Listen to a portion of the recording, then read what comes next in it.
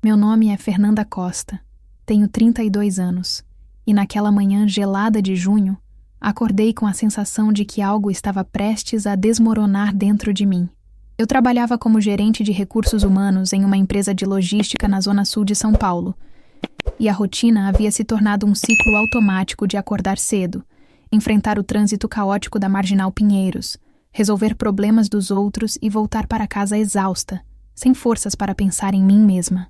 A vida adulta tinha me transformado em uma sombra do que eu sonhava ser quando era mais jovem, e o pior de tudo era que ninguém ao meu redor parecia notar o quanto eu estava me apagando. Minha família sempre foi o centro da minha existência, mas de uma forma estranha, sufocante, como se eu existisse apenas para servir aos propósitos deles. Minha irmã mais nova, Bruna, era a estrela da família, formada em medicina pela USP, casada com um empresário bem-sucedido, morando em um apartamento de luxo no Itaim Bibi, enquanto eu dividia um pequeno imóvel alugado em Santo Amaro com uma colega de trabalho que mal falava comigo. Meus pais sempre fizeram questão de comparar nossas vidas, e eu era invariavelmente a filha que não deu certo, a que ficou para trás, a que não soube aproveitar as oportunidades. Naquela manhã específica, enquanto tomava café sozinha na cozinha do meu apartamento, recebi uma mensagem no grupo da família que fez meu estômago revirar. Era minha mãe avisando que a festa de aniversário do meu pai seria na nossa casa de praia em Guarujá e que eu deveria chegar um dia antes para ajudar na organização, na limpeza e na preparação da comida. Não era um pedido, era uma ordem disfarçada de convite. Eu sabia exatamente o que isso significava. Enquanto todos os convidados desfrutariam da festa, eu estaria na cozinha, servindo, lavando louça, cuidando das crianças dos primos, invisível como sempre. Algo dentro de mim se partiu naquele instante. Uma rachadura fina, que começou a se expandir como uma teia de aranha em um vidro quebrado. Eu sempre aceitei tudo calada. Sempre engoli as humilhações. Sempre fingi que não me importava ser tratada como empregada da própria família, mas naquele dia algo mudou. Talvez fosse o cansaço acumulado de anos sendo diminuída, talvez fosse a solidão que eu sentia mesmo cercada de gente, ou talvez fosse simplesmente o fato de que eu estava farta de viver uma vida que não era minha. Respondi no grupo dizendo que não poderia ir, que tinha compromissos de trabalho, mas a verdade era que eu não queria mais fazer parte daquele teatro.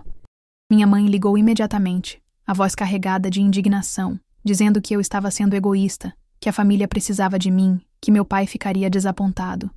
Ouvi tudo em silêncio, segurando o telefone com a mão trêmula, e quando ela terminou de falar, eu simplesmente desliguei.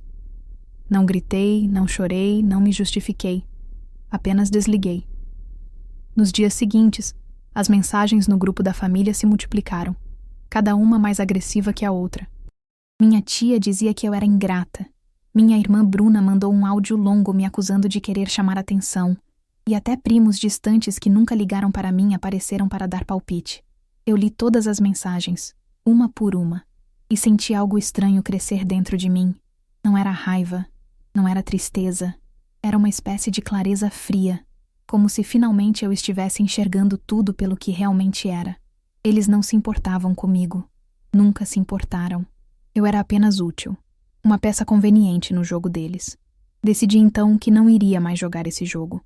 Bloqueei o grupo da família, desliguei as notificações e passei o fim de semana sozinha no meu apartamento, lendo livros que há anos queria ler, assistindo filmes que nunca tinha tempo de ver, e pela primeira vez em muito tempo, respirei fundo sem sentir o peso do mundo nos ombros.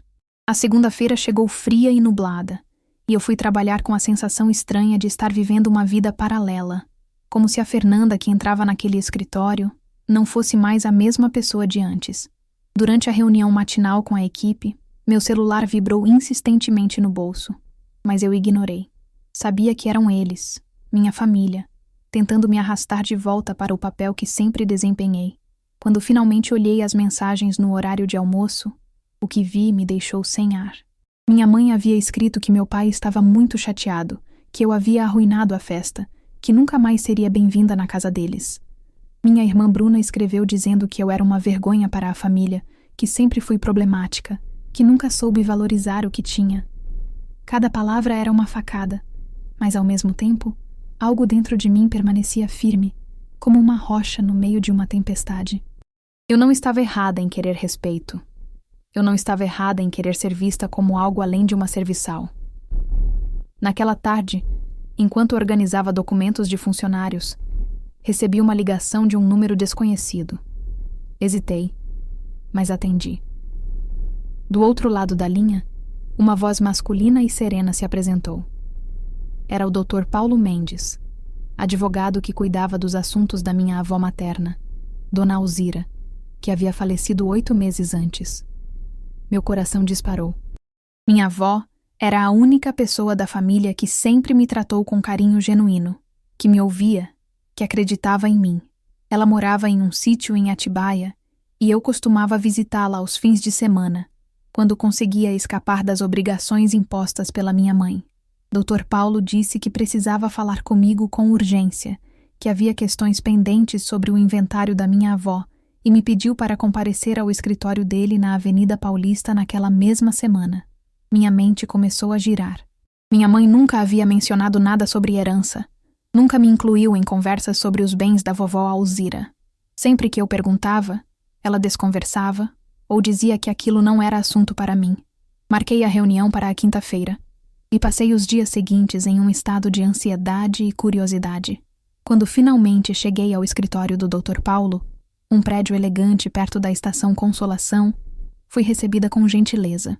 Ele era um homem de meia-idade, cabelos grisalhos, óculos de armação dourada, e me cumprimentou com um aperto de mão firme. Sentamos em sua sala, repleta de livros jurídicos e quadros antigos, e ele abriu uma pasta de couro marrom.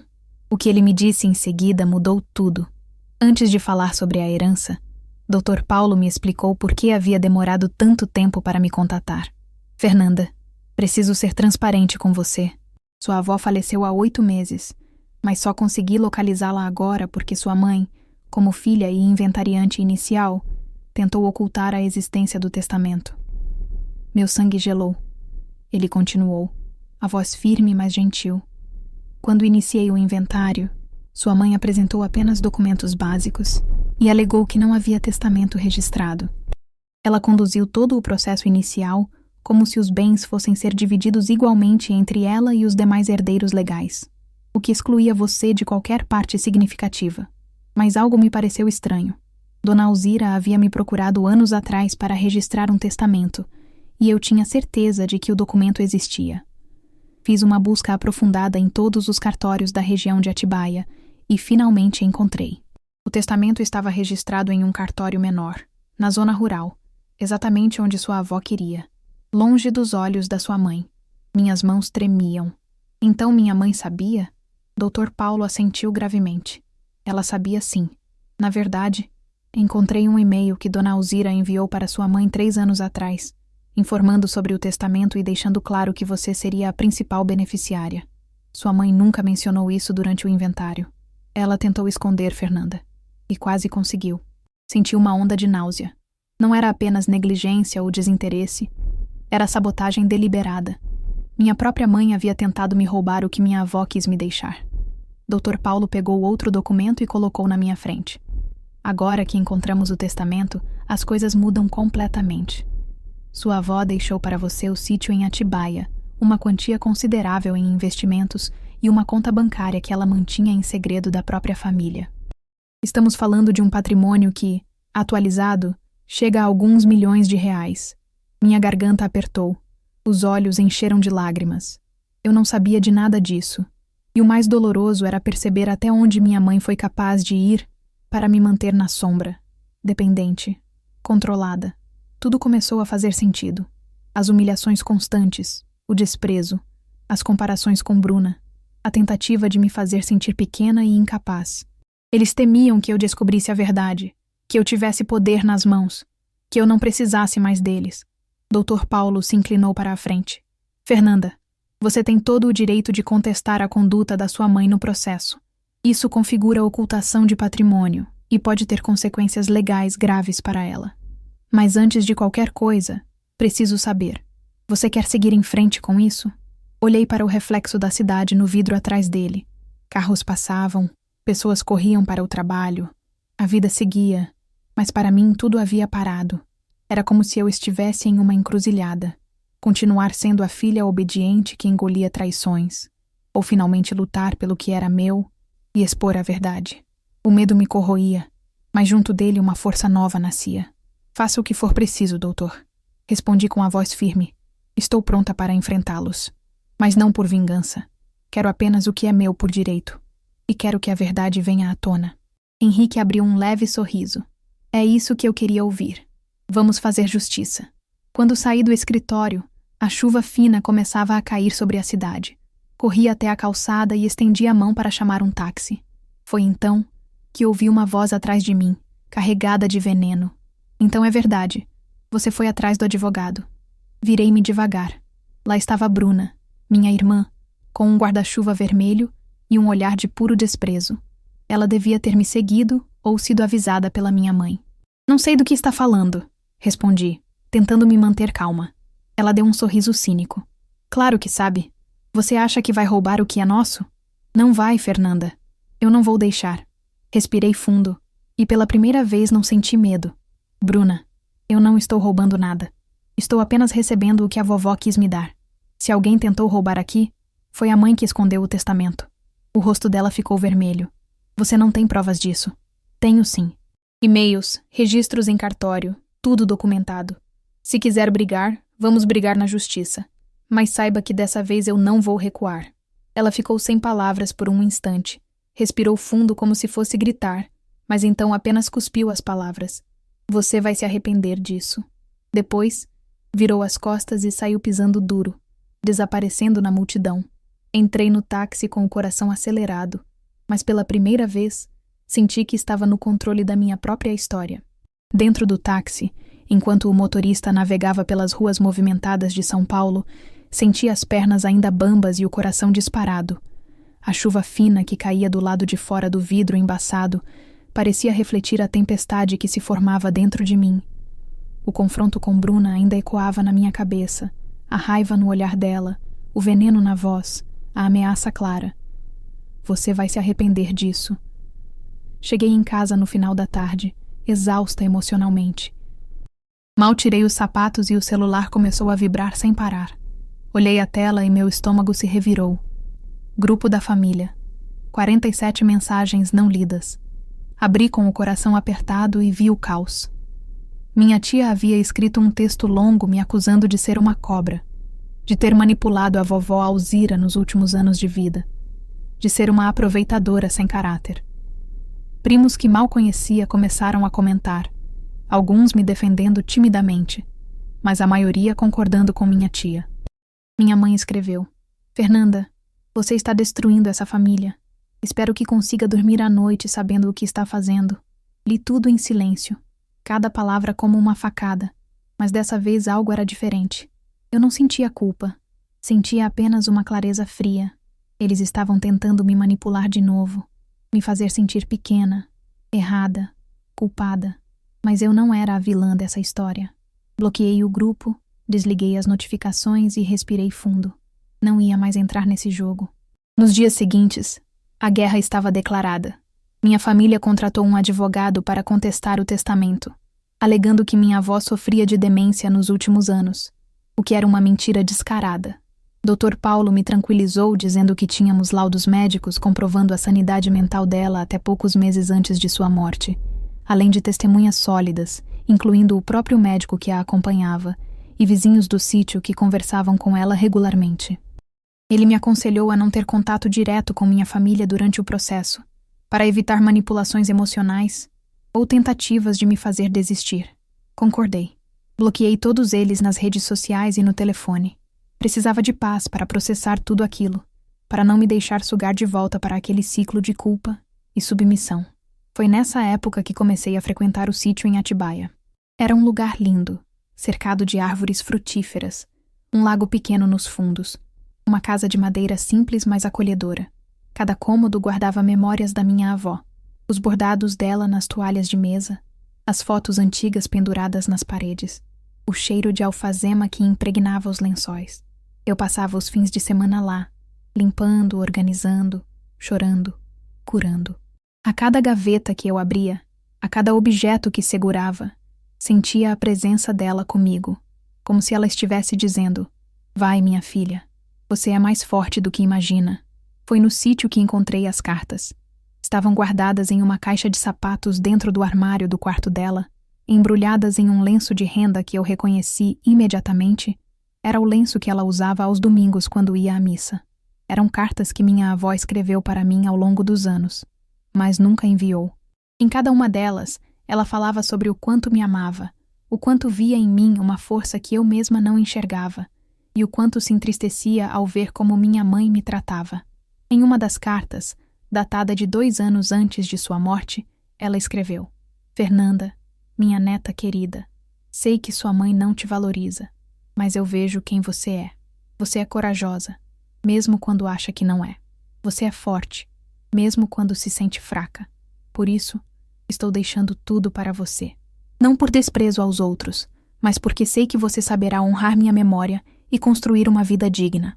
Não deixe que apaguem sua luz. E se um dia você sentir raiva, lembre-se, a mágoa é um veneno que você toma esperando que o outro morra. Não se envenene, minha filha. Viva livre.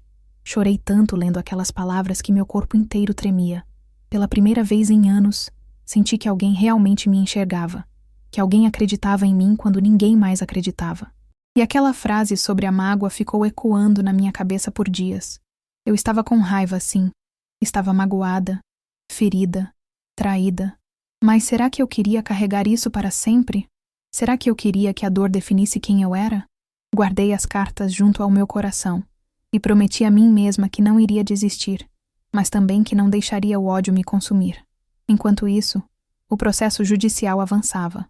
Doutor, Paulo apresentou todas as provas de que o testamento era válido. Documentos, laudos, testemunhas, e-mails que comprovavam que minha mãe sabia da existência do testamento e tentou ocultá-lo.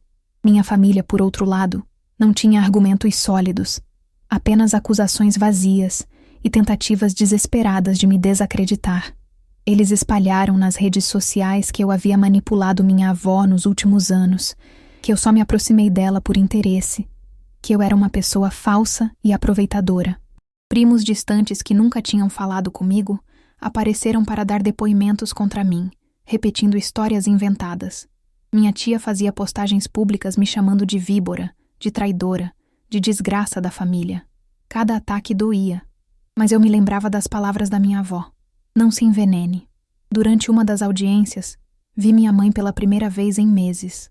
Ela estava mais magra, com olheiras profundas, e me lançou um olhar que misturava ódio e desespero.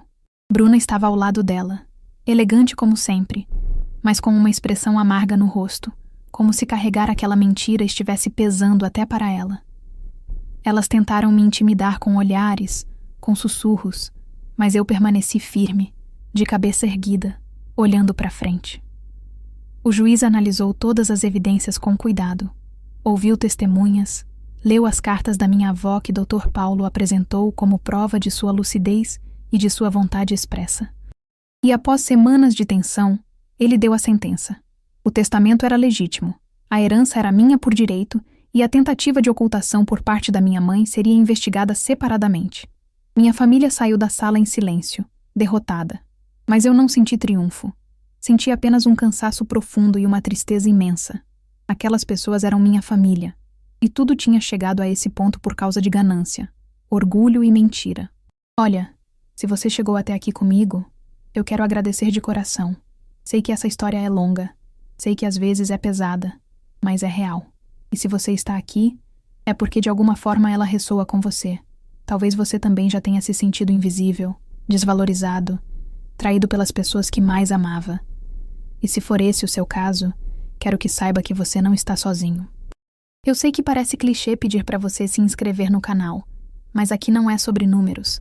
É sobre criar uma comunidade de pessoas que entendem essa dor e que acreditam que é possível se reerguer, se curar e até perdoar. Então, se essa história está fazendo sentido para você, se você quer acompanhar o que aconteceu depois, clica ali no botão de inscrever e ativa o sininho. E mais importante ainda, deixa nos comentários a sua história, ou apenas um oi, para eu saber que você está aqui comigo. Você já passou por algo parecido? Como você lida com a mágoa? Quero ouvir você de verdade. Suas histórias importam. Vamos continuar juntos até o final, porque o que vem agora vai te surpreender. Depois da sentença, passei semanas em um estado de confusão emocional. A vitória judicial não trouxe a sensação de alívio que eu imaginava. Pelo contrário, veio acompanhada de um vazio estranho, como se eu tivesse perdido algo que nunca realmente tive. Minha família não entrou em contato. Nenhuma mensagem, nenhuma ligação, nenhum pedido de desculpas. Era como se eu tivesse deixado de existir para eles, e embora parte de mim sentisse alívio, outra parte carregava uma tristeza profunda. Aquelas pessoas eram minha família, e tudo tinha chegado a esse ponto por causa de ganância, orgulho e mentira. Mudei-me definitivamente para o sítio em Atibaia. A decisão foi tomada em uma noite fria de julho, quando percebi que não fazia mais sentido continuar vivendo em São Paulo, presa em um apartamento que não era meu, em uma vida que não me preenchia. Pedi demissão do emprego, para a surpresa de todos os colegas, e levei apenas o essencial: roupas, livros, algumas lembranças. O resto, deixei para trás. No sítio, comecei a reconstruir não apenas a propriedade, mas a mim mesma. Reformei a casa, pintei as paredes de cores claras, plantei flores no jardim, organizei os móveis de forma que cada cômodo parecesse acolhedor. Adotei 2 cachorros vira-latas que encontrei abandonados na estrada, e eles se tornaram minha companhia constante. Aprendi a cozinhar, a cuidar da horta, a consertar coisas quebradas. Cada pequena conquista me fazia sentir mais viva, mais presente, mais dona de mim mesma. Foi durante esse período de reconstrução que conheci Helena. Ela era professora de yoga em um estúdio próximo ao centro de Atibaia, e nos conhecemos em uma feira de produtos orgânicos. Helena tinha uma energia suave, um sorriso genuíno, e me convidou para uma aula experimental. Aceitei, mais por curiosidade do que por vontade, mas aquela aula mudou algo em mim. Pela primeira vez em meses, senti meu corpo relaxar, minha mente se acalmar, e no final, quando deitei no tapete durante a meditação, chorei. Chorei tudo o que havia segurado por anos, toda a raiva, toda a mágoa, toda a dor que eu não sabia que ainda estava lá. Helena se aproximou depois, colocou a mão no meu ombro e disse apenas: "Você está segura aqui. Pode soltar tudo." A partir daquele dia, tornei-me frequentadora assídua das aulas. Helena e eu nos aproximamos, e ela se tornou uma amiga verdadeira. Alguém que me ouvia sem julgar, que me apoiava sem pedir nada em troca. Conversávamos sobre tudo, sobre a vida, sobre escolhas difíceis, sobre as dores que carregamos e que muitas vezes não entendemos. Ela nunca me pressionou a fazer nada, nunca me disse o que eu deveria sentir, apenas me ouviu. E às vezes, isso era tudo que eu precisava. Foi Helena quem me incentivou a escrever, não como obrigação, mas como uma forma de processar tudo o que estava sentindo. Comecei a escrever um diário, páginas e páginas sobre a minha história, sobre a traição, sobre a luta judicial, sobre a solidão que vinha em ondas quando eu menos esperava. E depois, quase sem perceber, esses escritos se transformaram em algo maior. Criei um blog simples, onde comecei a compartilhar minha história em pequenos capítulos. Escrevi sobre a dor da rejeição familiar, sobre descobrir que tinha sido traída pelas pessoas que mais amava, sobre a luta para defender o que era meu. Escrevi sem filtros, sem tentar parecer forte o tempo todo, mostrando também os dias em que acordava chorando, os momentos em que a raiva voltava como uma onda inesperada. O blog cresceu de forma orgânica. Comecei a receber mensagens diárias de pessoas do Brasil inteiro, agradecendo por eu ter colocado em palavras o que elas sentiam, mas não conseguiam expressar. Algumas me contavam que haviam rompido com famílias tóxicas depois de ler meus textos. Outras diziam que, finalmente, entenderam que não eram culpadas pelas rejeições que sofreram. Eu respondi a cada mensagem com carinho, e aquilo se tornou parte da minha rotina. Percebi que minha dor não era única, que minha luta tinha ecos em milhares de outras vidas, e que, ao compartilhar minha história, eu estava ajudando outras pessoas a encontrarem coragem para escreverem as suas próprias. Enquanto isso, minha antiga vida parecia um pesadelo distante. Minha mãe não tentou mais contato. Bruna continuou por algumas semanas espalhando histórias sobre mim nas redes sociais, mas eventualmente parou. Bloqueei tudo. Recusei-me a entrar nessa guerra de narrativas. A verdade estava nos documentos, nas cartas da minha avó, na sentença judicial. Eu não precisava me justificar para ninguém. Alguns parentes distantes me mandaram mensagens ofensivas, me chamando de traidora, de interesseira, mas eu apenas bloqueava e seguia em frente. Aprendi que não dava para controlar o que as pessoas pensavam de mim, mas podia controlar quanto espaço eu dava para essas opiniões na minha vida. E decidi que não dariam espaço nenhum. No final do ano, organizei uma pequena festa no sítio. Convidei Helena, alguns vizinhos que havia conhecido, pessoas do curso de cerâmica que comecei a frequentar. Foi uma celebração simples. Comida caseira, músicas tocadas ao violão, risadas sinceras. Olhei ao redor, para aquelas pessoas que escolhi ter ao meu lado, e senti uma gratidão imensa. Aquilo era família de verdade. Não sangue, não obrigação, mas escolha, afeto, respeito mútuo. Naquela noite, antes de dormir, reli uma das cartas da minha avó. A carta dizia: Fernanda, você vai encontrar seu caminho. Pode demorar, pode doer, mas você vai encontrar. E quando encontrar, segure firme. Não deixe que ninguém tire isso de você.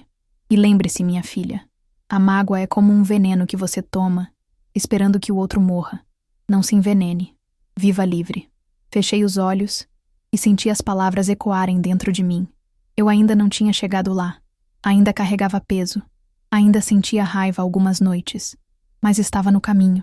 E pela primeira vez, isso parecia suficiente. Os meses seguintes foram de transformação profunda. Não apenas externa, mas interna. O sítio deixou de ser apenas um refúgio e passou a ser meu lar verdadeiro. O lugar onde finalmente aprendi a respirar sem o peso do passado esmagando meu peito. A rotina simples de cuidar da horta, alimentar os cachorros, caminhar até o lago ao entardecer, me trouxe uma paz que nunca imaginei ser possível. O blog continuou crescendo. Eu escrevia quase todos os dias, não apenas sobre minha história, mas sobre o processo de cura, sobre os altos e baixos, sobre os dias bons e os dias ruins. Compartilhava reflexões sobre como era difícil se libertar de pessoas que te machucaram, sobre a culpa que vinha mesmo quando você sabia que tinha feito a coisa certa, sobre a solidão que aparecia nas horas mais inesperadas. As mensagens continuavam chegando, e cada uma me tocava de uma forma diferente. Percebi que ao compartilhar minha vulnerabilidade, eu estava criando um espaço onde outras pessoas se sentiam seguras para serem vulneráveis também.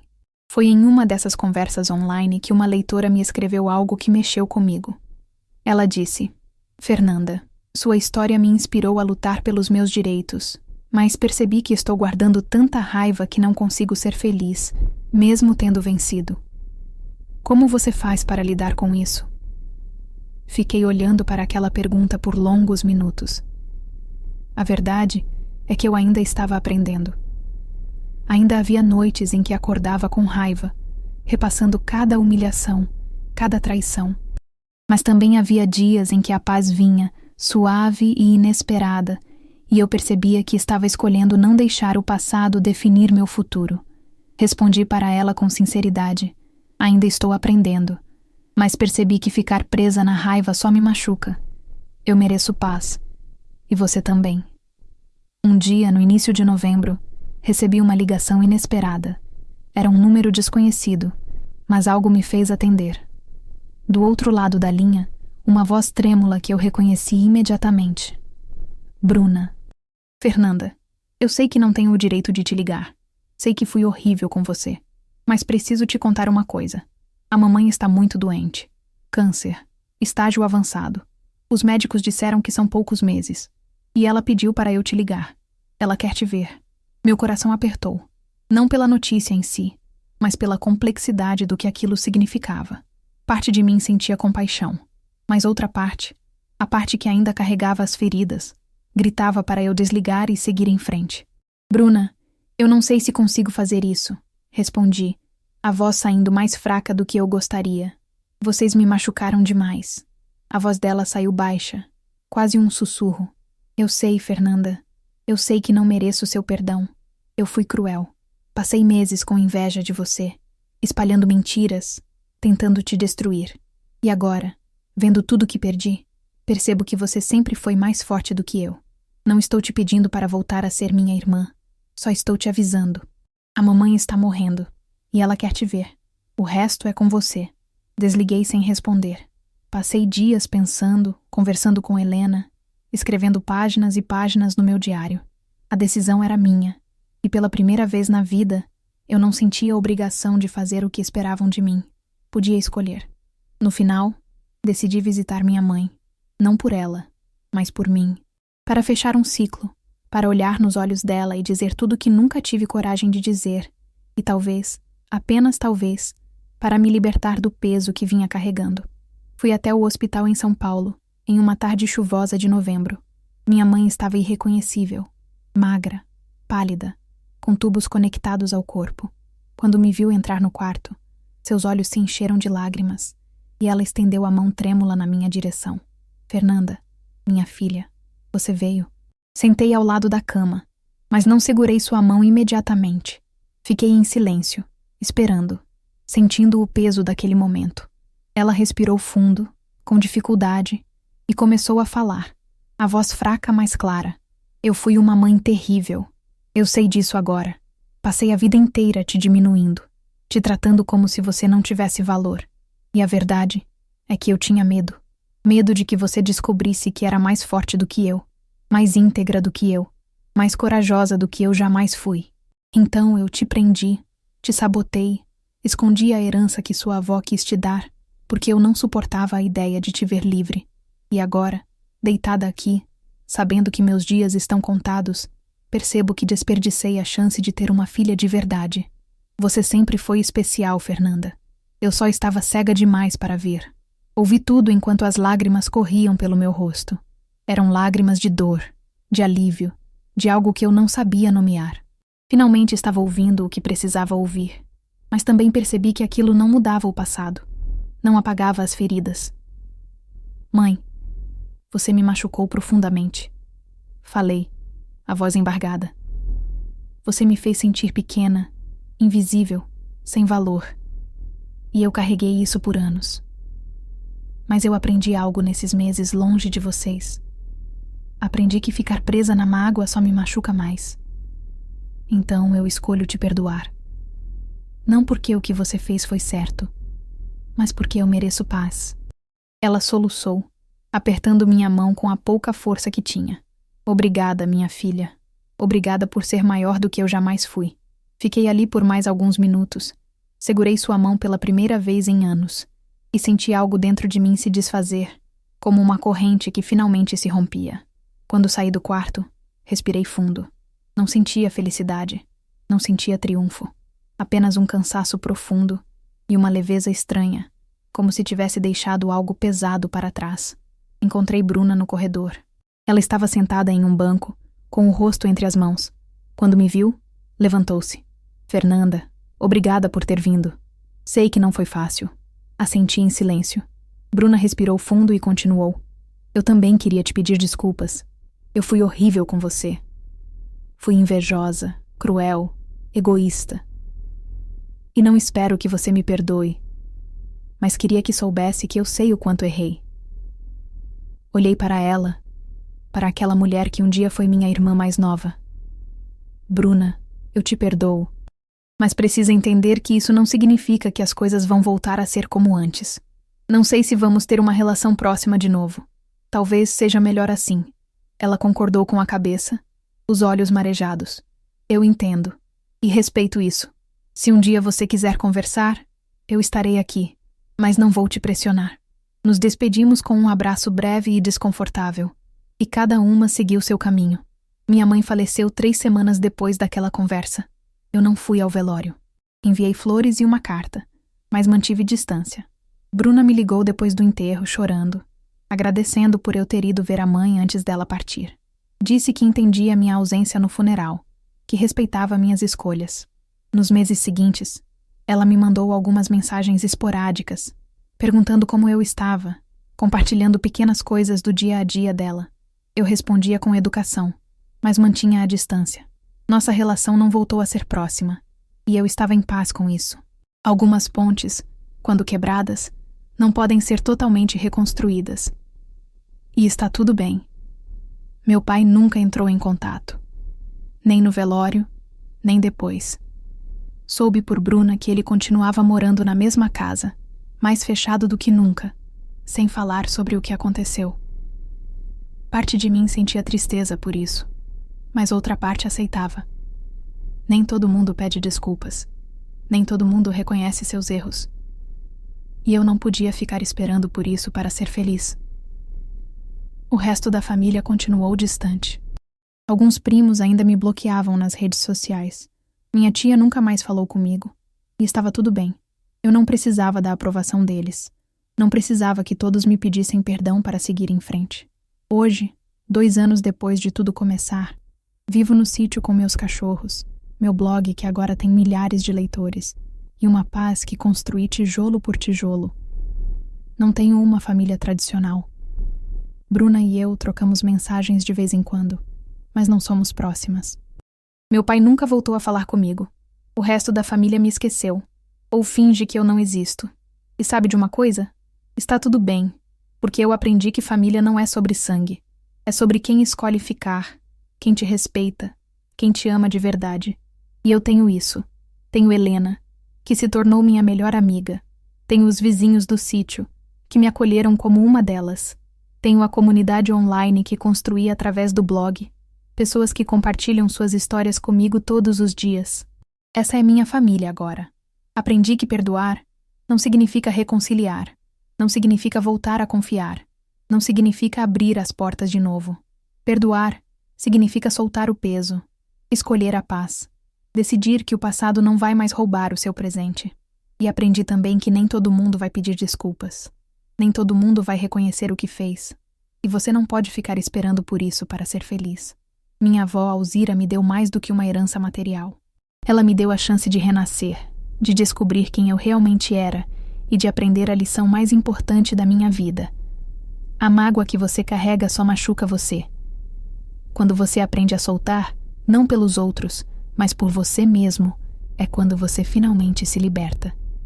Essa é a minha história. Uma história de traição, de luta, de justiça, mas acima de tudo, uma história de libertação.